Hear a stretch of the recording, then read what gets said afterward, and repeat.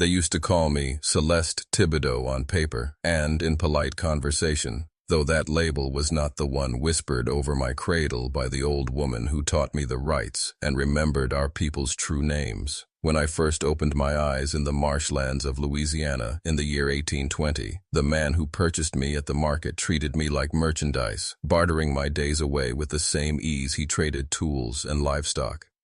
He named me whatever suited his ledger and his convenience, but the unseen ones, the ones who listen when blood remembers, called me Ayangoi, child of the crossroads, guardian of the ancestral ways whittled and carried over the ocean from Guinea and the Congo, from places where the living world and the spirit world braided together through lineage and ritual.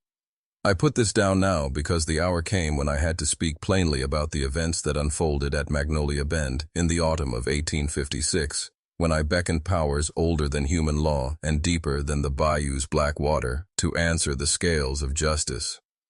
My actions toward the Thibodeau household were not born wholly of malice, though a coal of hatred burned in my breast and never fully cooled. Rather, they were enacted to restore balance, to offer payment demanded by forces that tally cruelty and collect it without mercy. August Thibodeau fancied himself my master when he claimed me at a New Orleans sale in 1845. He believed he owned my frame and my labor. He was mistaken about the spirit inside me. My essence belonged to the Loa, the guardians who had sheltered my kin through chains and starvation, who guard the memory of every injury and demand recompense in time and manner of their choosing. When I came to live at Magnolia Bend, I was 25, schooled already in the mysteries by my grandmother before fever took her away, carrying in my veins an inheritance of practice and power that would ultimately unravel those who thought they could crush me. The Thibodeaus inhabited a vast house that watched the Mississippi, their lavish life maintained by 300 human bodies stolen from their homes or born into servitude. August reaped a strange pleasure from humiliating and harming the people under him. He convinced himself that money and pedigree set him above consequence. His wife, Marguerite, reared in French refinement, regarded the enslaved as a lesser kind, ornaments of convenience meant to serve her comforts. Their son Claude and daughter Marie-Claire were reared in this rot, taught from infancy that fair skin equated to dominion and license to inflict pain. They learned cruelty as a fashion and competed in devising new torments for those who kept their house and tended their fields. My station placed me in the main house. I swept their rooms, prepared their meals, polished their silver, and overheard their easy talk of which people to sell, which to breed as property, and which to punish for imagined slights. From that vantage, I gleaned their habits, their secret fears, the delicate gaps in their confidence, little kernels of intelligence I saved like seed for the season when harvest would favor revenge. Yet it was not the ordinary cruelties that finally drove me into the ancestors' arms. It was what they did to my child, now 20, full of promise and stubborn dignity, that crossed a line no natural grief could ignore. Zara had my eyes and my sight. She could feel that unseen border between this life and the next, and I had instructed her in those old hidden lessons in whispers and hush. Trouble began when Claude, now a young man of 22 and already echoing his father's cruelty, set his gaze on Zara. When she defied his claims, he beat her publicly to show his supposed authority. When she continued to resist, he escalated his violence until one night in August, he ended her life in a fit of brutality because she refused to give up her dignity. He abandoned her body like refuse near the quarters, then lied and said he had only disciplined a disobedient servant. I cradled her still form and felt a change inside me, an iron coldness like the bed of the Mississippi itself, a grief that had no word, a hole where speech stopped and something older opened.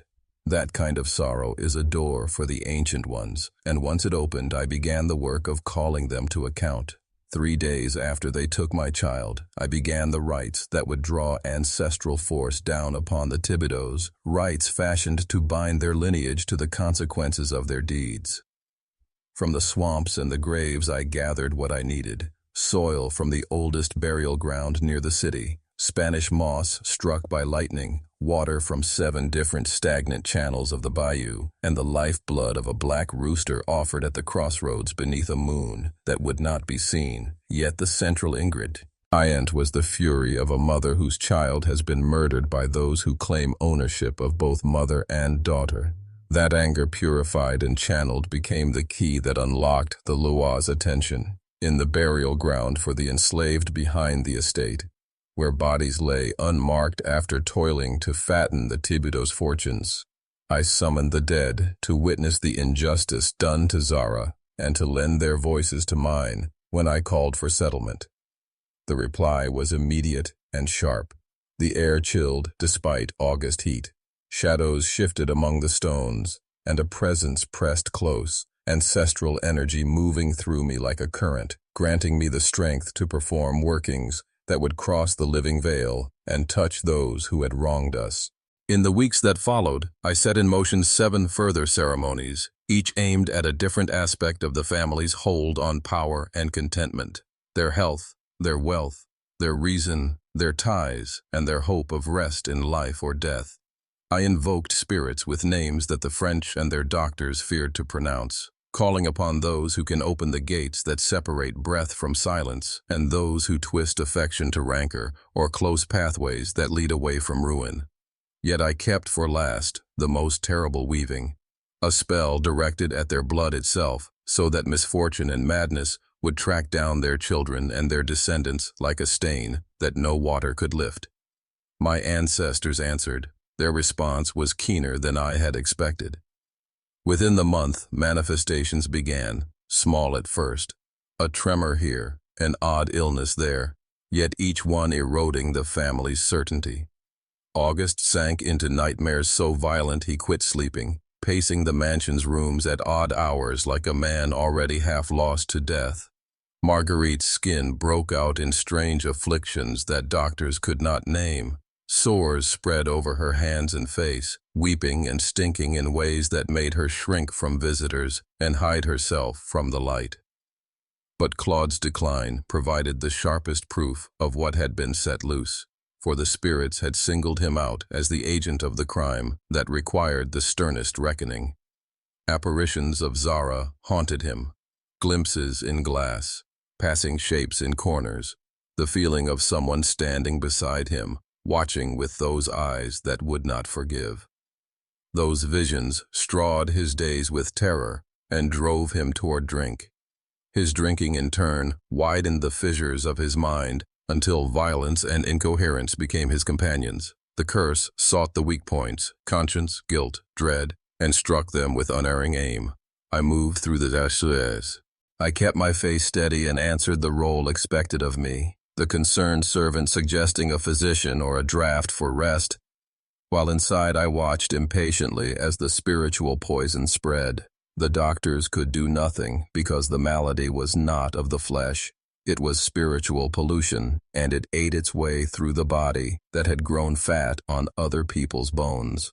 Marguerite's mind frayed differently. The lesions on her skin were accompanied by a slow unweaving of memory. She began to misplace names and faces, to falter when prompted with events she had once recited with precision.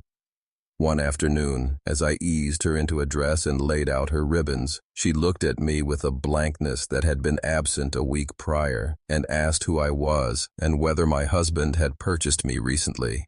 I had served her for 11 years. The curse unstitched those decades from her mind with the meticulous cruelty of a seamstress cutting thread. The spirits were unspooling the woman who had been a master in her world and replacing her with confusion and dread in a house that no longer made sense. Claude's torment, however, reached new heights. His guilty heart was a hinge the spirits turned again and again. His visions intensified into continuous persecution. He began to keep a firearm at hand, shooting at shadows, begging the room to stop showing him the figure of the young woman he had killed.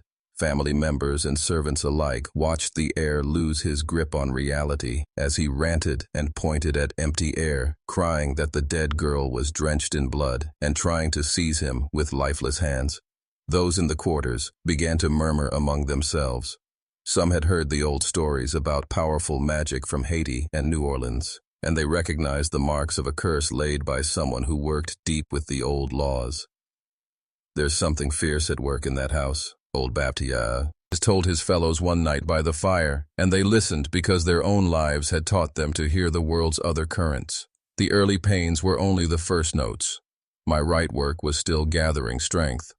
With the moons waning in September, I moved further into the marsh to perform a second tier of ceremonies at the time when the veil thins and spirits may cross with less resistance.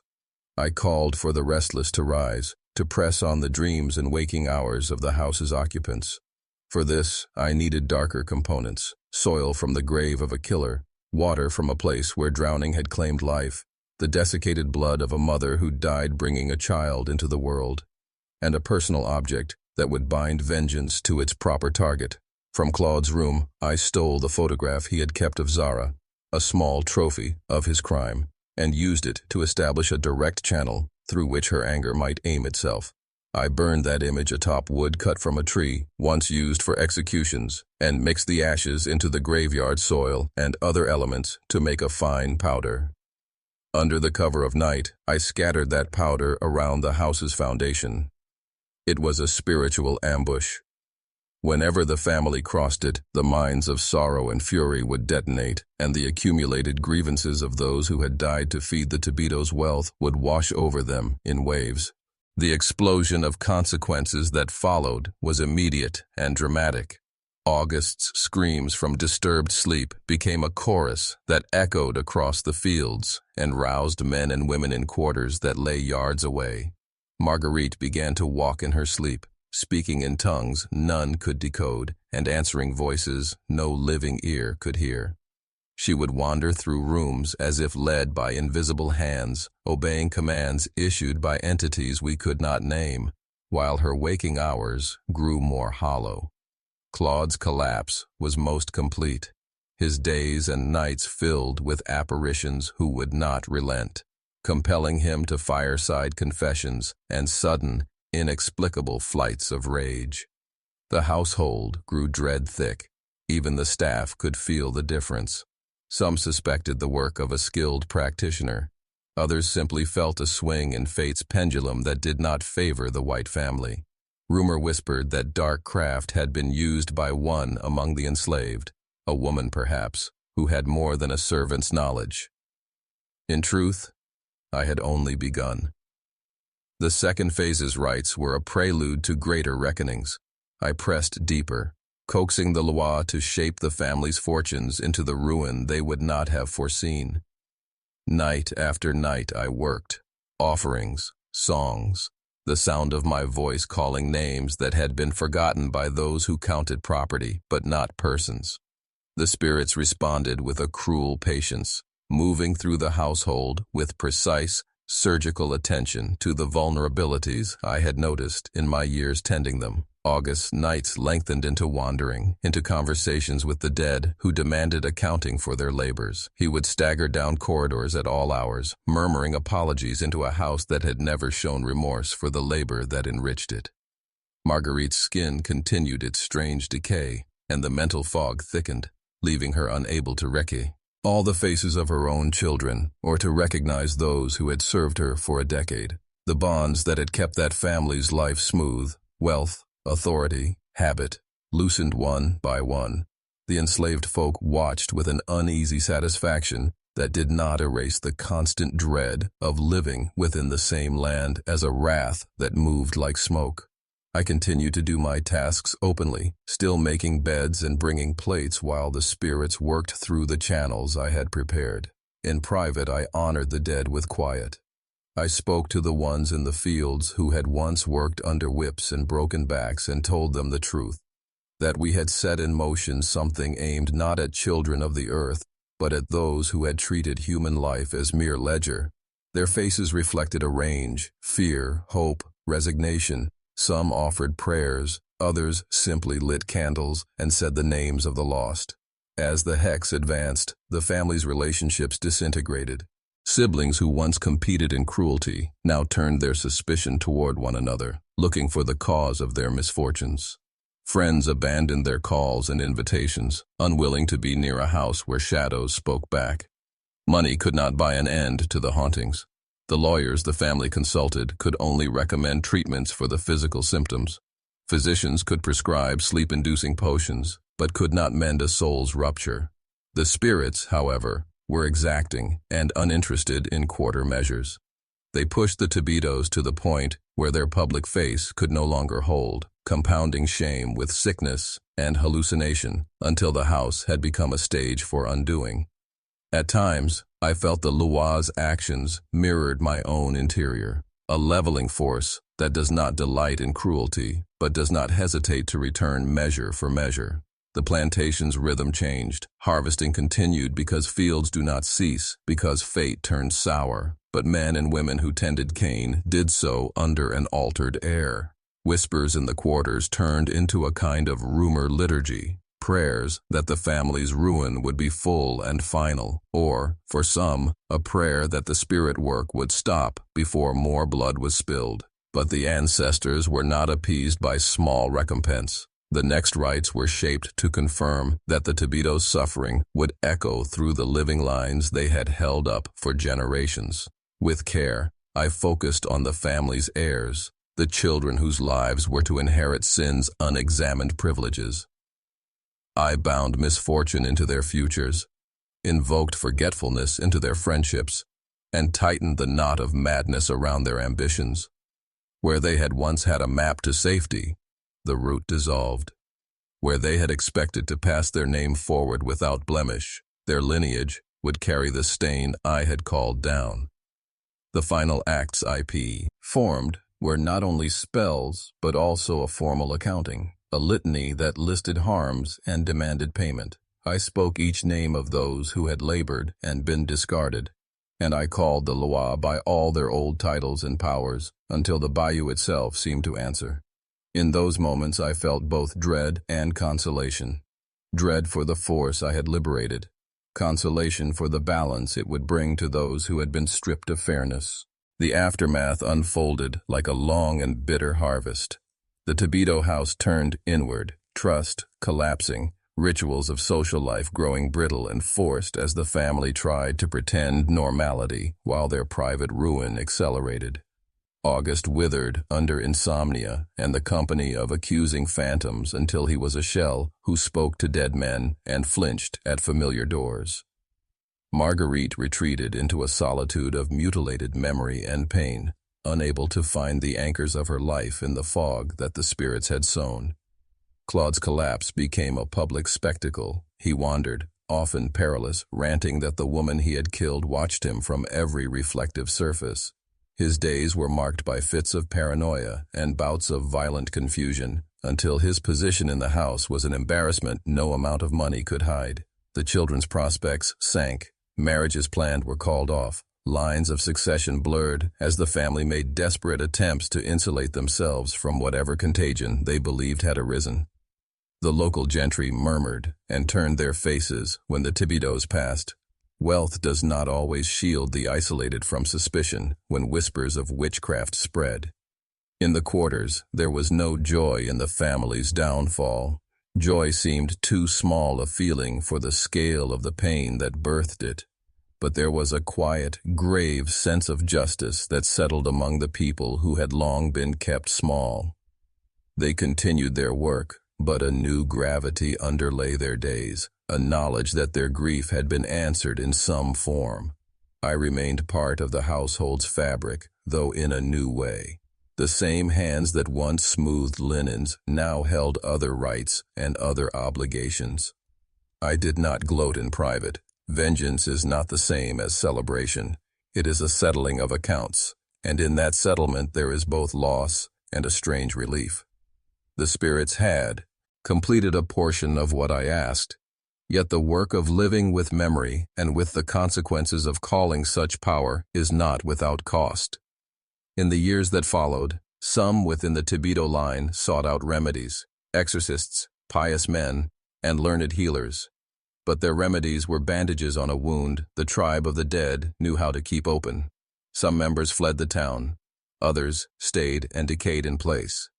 The plantation's fields continued to be tended by hands that remembered every strike and every loss, and children were born who would carry both the story of suffering and the story of retribution, layered together like strata in the soil. People asked how one woman could do such harm to a household. They asked what right a single servant had to invoke spirits and change the course of a family's destiny. The answer, spoken quietly in the quarters and at small gravesides, was that the right had been granted by the sum of trivial cruelties, by a lineage of theft and contempt, and that balance, once asked for in the right tongue and with true sorrow, is a force that answers inevitably. I do not say any of this to brag. I tell it because truth matters. Those who insisted that money and skin were shields against natural law discovered otherwise, and the ancestors who kept our memory would not rest until justice had been paid. There is something necessary and terrible about the Loa's way of accounting. It is not merciful in the way human beings might plead, nor is it cruel for the sake of cruelty. It simply brings to balance what has been tipped for too long. I lived the rest of my days knowing I had given my child's death meaning, turning heartbreak into a reckoning that even the arrogant could not dismiss. I carried the price of my choices, the sleepless nights, the solitary vigil by graves, the knowledge that releasing such forces changes the hand that calls them. And I knew, too, that what I had done preserved something of our people's dignity in the face of a system built to crush it. If the reader seeks a final sermon, it is simply this: those who count humanity in coin and category will, in the end, discover that there are measures beyond markets, and some debts must be redeemed in a currency older than the law. Claude Thibodeau's decline began not in the dead of night, but under the merciless glare of the Louisiana sun. He called them waking terrors, visions that refused to respect the boundary between sleep and daylight. The first was Zara. Her shade would materialize at the edge of his sight, sometimes stepping closer until her breath seemed to stir the air near his cheek. Yet she was rarely alone. She arrived escorted by a procession of spirits, men, women, and children whose lives had been extinguished in Magnolia Bend's fields, kitchens, and quarters. They came with the solemnity of soldiers obeying a commander, and their commander was Claude's murdered victim. Unlike the gentle hauntings whispered about in fireside tales, these visitations were vicious. They did not rattle chains or whisper in corners. They touched flesh. Deep welts appeared on Claude's arms and chest, as though fingernails had clawed him in fury. Blue-black bruises stamped themselves into his skin in the exact shape of hands. Cuts opened without blade or weapon, only to vanish and return in symmetrical patterns, grotesque echoes of the wounds once suffered by the enslaved who now demanded justice through their restless shades. "They are killing me piece by piece," Claude confided to his father, his voice hoarse from endless screams. His eyes burned with a frantic light, the expression of a man who had danced too close to the brink of insanity and was about to topple over. "The ones who died here, they want their payment. They want blood. That girl, Zara, she commands them. She whispers orders, and they obey, and each day more arrive. I swear, Father, the crowd grows thicker every night." Auguste Thibodeau listened with tightening dread. He was no believer in curses or spectral justice, but he knew madness when he saw it. Claude's descent endangered far more than his soul. The Thibodeau family's survival in the stratified world of Louisiana society depended on appearances, respectability, composure, sanity. Claude's unraveling threatened to unravel all of it. "Perhaps you need a change," Auguste suggested with the strained calm of a man wrestling down his own fear. "Time away. A voyage across the Atlantic. Some weeks in Charleston with your cousins. New surroundings might ease your mind." But Claude recoiled violently, his body jerking as though unseen claws raked his back. His gaze darted toward an empty corner. Empty to Auguste, but not to him.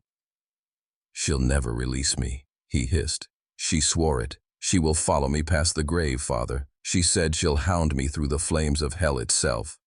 The curse had begun to sink its roots.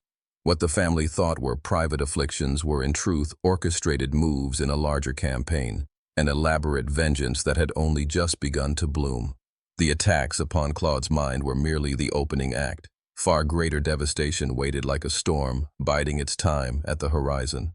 By the autumn of 1856, the Thibodeau's affliction could no longer be concealed. What began as whispers about Claude's illness and Margaret's odd wanderings blossomed into scandal. Invitations that once arrived daily ceased altogether. Friends and fellow planters suddenly found excuses to avoid Magnolia Bend. Even in a society that tolerated eccentricity, the Thibodeau's decline was too grotesque to ignore. August, who had built his fortune through a lattice of favors and business alliances, watched his network unravel thread by thread. Cotton brokers who once vied for his crops now sent polite refusals. Sugar factors preferred to risk profit than associate with a family whispered to be touched by the dead. Tales spread of Claude firing pistols at invisible pursuers, of Margaret roaming the streets of New Orleans in her nightgown, muttering incantations in tongues no one recognized. I, Celeste, observed from the shadows, satisfied. The curse was unfolding as designed. The spirits were not content with torment alone. They sought to dismantle wealth and authority as thoroughly as they had dismantled sanity. For the Thibodeaus, money was not merely comfort, it was power. Power gained through generations of human suffering. Now that power was beginning to rot. The land itself turned traitor. Sugarcane stalks, once fat and golden, shriveled in fields that should have yielded abundance. Perfect weather mocked August with sterile soil. The heavy iron machinery essential to crushing and refining cane broke down without cause. Boilers burst, gears snapped, grinding stones split as though cracked by invisible hammers. Engineers, baffled, repaired and replaced, only to watch the same failures repeat. At night, the irrigation canals betrayed their master. By day, water ran clear, but when moonlight struck, leaks opened, flooding fields and drowning seedlings. Each sunrise brought the illusi on of repair, only for the damage to return, as though the plantation itself had allied with the restless dead. More troubling still was what stirred among the enslaved.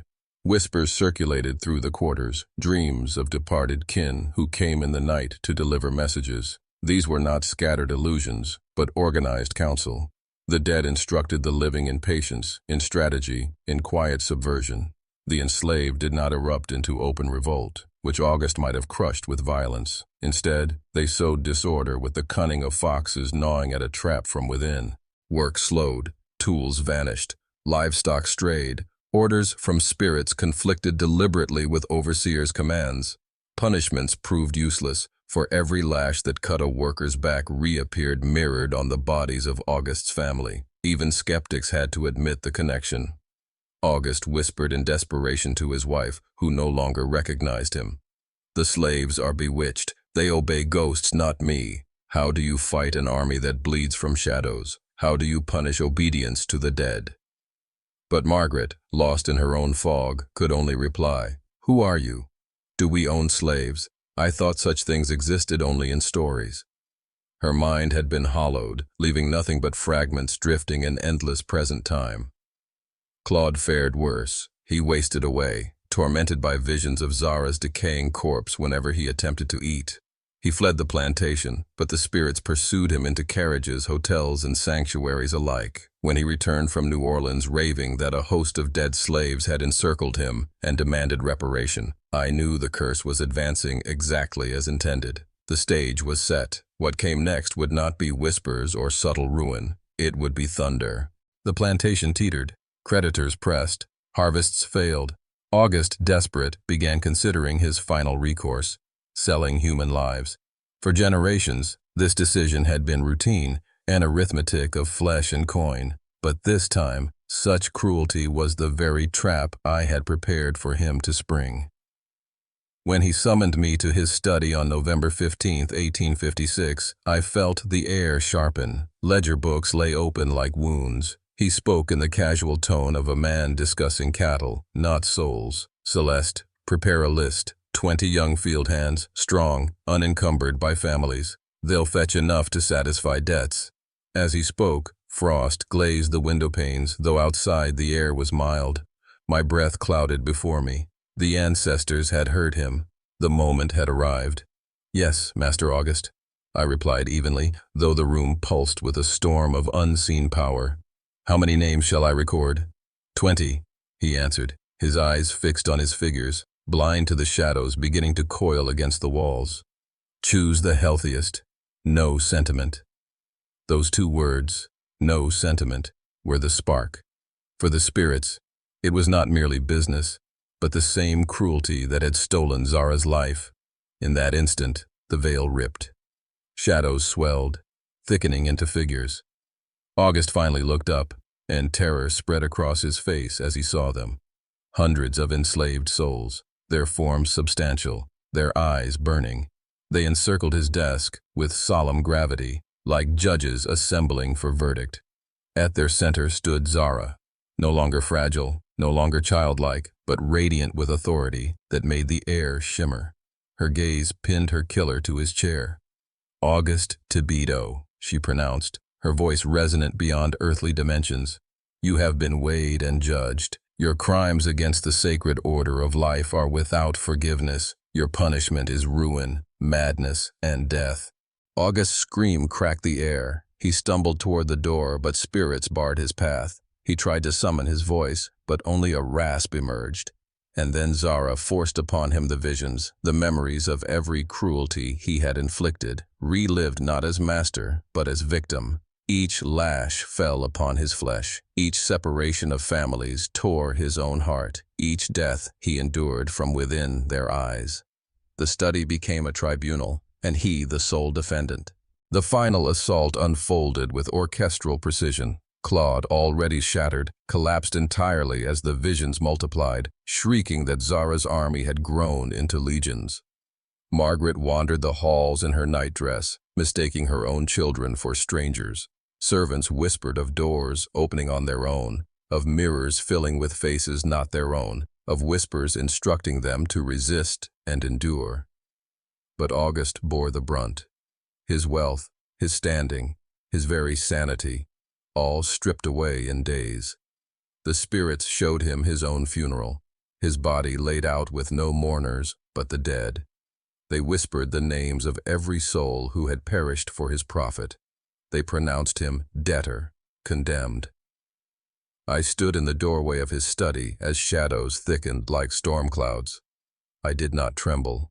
I had summoned this reckoning, and the ancestors had answered.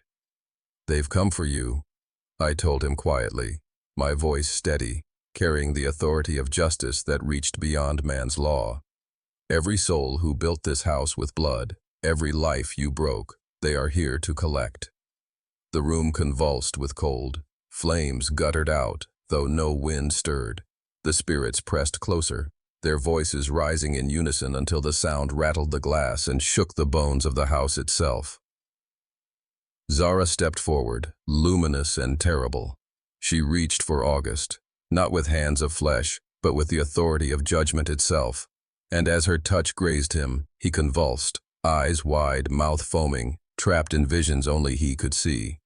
This was not death by blade or poison, it was annihilation by truth. Every atrocity returned upon him in infinite reflection, until no fragment of mind remained intact.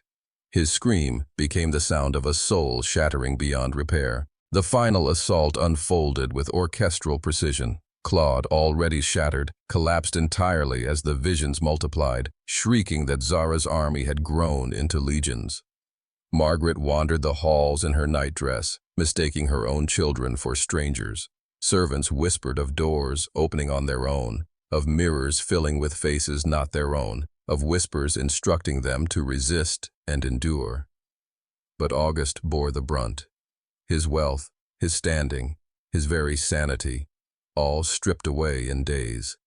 The spirits showed him his own funeral, his body laid out with no mourners but the dead. They whispered the names of every soul who had perished for his profit. They pronounced him debtor, condemned. I stood in the doorway of his study as shadows thickened like storm clouds. I did not tremble. I had summoned this reckoning, and the ancestors had answered. They've come for you, I told him quietly, my voice steady, carrying the authority of justice that reached beyond man's law. Every soul who built this house with blood, Every life you broke, they are here to collect. The room convulsed with cold. Flames guttered out, though no wind stirred. The spirits pressed closer, their voices rising in unison until the sound rattled the glass and shook the bones of the house itself. Zara stepped forward, luminous and terrible. She reached for August, not with hands of flesh, but with the authority of judgment itself. And as her touch grazed him, he convulsed, eyes wide, mouth foaming, trapped in visions only he could see. This was not death by blade or poison, it was annihilation by truth. Every atrocity returned upon him in infinite reflection, until no fragment of mind remained intact. His scream became the sound of a soul shattering beyond repair. By the time dawn bled into the Mississippi sky, Magnolia Bend was silent. The cane fields stood barren. Machinery lay broken, and within the mansion study, August Thibodeau sat frozen, eyes open but unseeing, lips moving soundlessly, as if arguing with judges only he could perceive. His empire had fallen. His name, once gilded, now carried only whispers of ruin. The curse was complete. The powerless had struck back. And in the ruins of Magnolia Bend, the dead had proven that justice, even if delayed for generations, would never be denied. August Thibodeau's punishment was not the lash of a whip nor the stroke of a sword. It was the relentless echo of every wound he had commanded in life, forced upon his own flesh and soul. He was made to endure each blow as if the leather had split his own skin. The cries of mothers torn from their children were pressed into his ears until they became unbearable hymns of grief. The exhaustion of men worked to death under his greedy hand sank into his bones like a sickness that hollowed him out. His tormentors were not strangers. They were the spirits of those he had destroyed, risen from silence to demand that he feel the agony he had dismissed as the cost of business. But this reckoning was not his alone to carry. The curse I had summoned from the oldest of powers was crafted to spread like wildfire through the whole Thibodeau household, binding not only the guilty patriarch, but every soul who had shared in the spoils of his cruelty. Those who had profited, whether through violence, indifference, or complicity, were caught in the web. Justice of the ancestors spared no one. Elsewhere in the mansion, Claude Thibodeau writhed under his own unique sentence. His debauchery, his lust, and his violation of enslaved women had left scars that cried for vengeance, and those women returned now with strength multiplied 1,000-fold by death. His chamber became a court where spectral figures surrounded him, each one bearing the memory of what he had inflicted upon them. They no longer cowered as powerless victims. Now they towered above him as instruments of divine judgment, and at their head stood Zara, radiant with terrible authority, directing the vengeance like a conductor leading a symphony of rage. Claude was forced to feel every scream he had ever ignored, every sob he had smothered beneath his arrogance. His cries rang through the halls, the sound of a predator finally tasting the helplessness he had forced upon his prey. Marguerite, mistress of Magnolia Bend, suffered a tribunal of her own. For years, she had orchestrated the tearing apart of families with the cold precision of a household manager, choosing which children would be sold, which mothers would be left broken, which fathers would toil until death in the fields. Now those children returned, not in innocence, but as emissaries of judgment. Their tiny spirits surrounded her, their eyes burning not with malice, but with a relentless demand for truth. They shattered the veil of dementia that had shielded her from herself, forcing her to recall every decision, every shrug of her shoulders when lives were destroyed at her word. She was compelled to see herself as the children had seen her, not as a lady of refinement, but as a cold hand, pulling families apart, like weeds in a garden. Through the long night, the Thibodeau household became a crucible of justice. Every corner of the mansion was filled with voices, accusations, visions, and torments tailored to the sins of each oppressor. This was no blind fury. It was meticulous, deliberate, an accounting that reached deep into memory and soul. The weight of ancestral power pressed so heavily that the air itself trembled. By the time the first pale light of dawn began to stretch across the Mississippi, The sentence had been delivered, though not completed. The spirits did not vanish quietly. Before withdrawing, they pronounced through Zara a decree that rang like a tolling bell across the plantation grounds.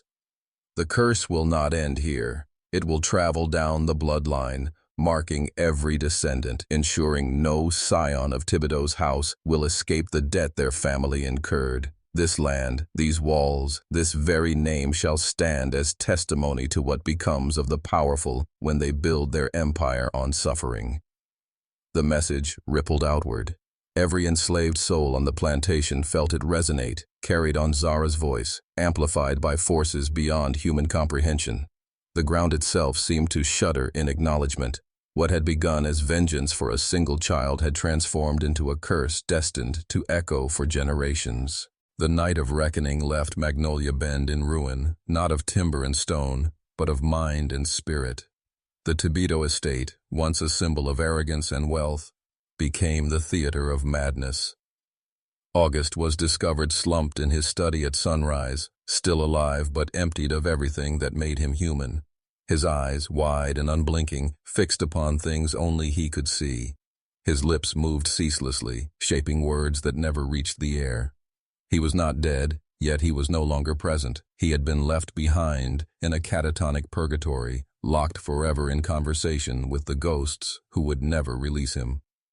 Claude's fall was louder and more grotesque. His mind snapped like a rotted beam under too much weight. He screamed incessantly of women in white who clawed at him, of Zara leading them with hands outstretched, of voices demanding he descend with them into the abyss. The asylum in New Orleans soon became his prison, but confinement offered no relief. He tore at his skin, inflicted wounds that mirrored Zara's death, as if compelled to reenact her suffering until his body could endure no more. His life ended in a frenzy less than a year later, leaving only whispers among the asylum staff that demons had claimed him. Marguerite's punishment was subtler, but no less devastating. The spirits restored her memory not as mercy, but as a weapon. For fleeting hours each day, clarity returned, granting her the full understanding of what she had done. She wept as she named the children she had once separated, recalling details she had claimed to forget. The way one clutched a doll, the way another called for his mother. These flashes of truth were followed by the gnawing fog of her dementia, plunging her into a cycle of agony that lasted 3 years, until death finally carried her away. Her end was not violent, but it was unrelenting torture. To know guilt, then lose it, only to have it return again, like fire to dry grass. But it was not only the family who bore the mark of judgment. The land itself seemed poisoned by the curse. The cane withered, brittle and lifeless, even under the generous Louisiana sun. Machines broke faster than they could be repaired. Boilers burst, gears locked, mills stood silent. The enslaved workers, once forced into endless toil, now watched as the plantation rotted before their eyes. And when creditors descended to claim what scraps remained, they found only decay, as though the very soil had turned against the Thibodeaus. I stayed long enough to watch the collapse unfold. I saw with my own eyes the mansion's grandeur erode into hushed corridors haunted by madness. When the final sale of enslaved laborers was made to pay debts, I watched in silence, knowing the curse was still at work and would not relent until every debt was settled in blood and memory. My satisfaction was not cruel, it was righteous.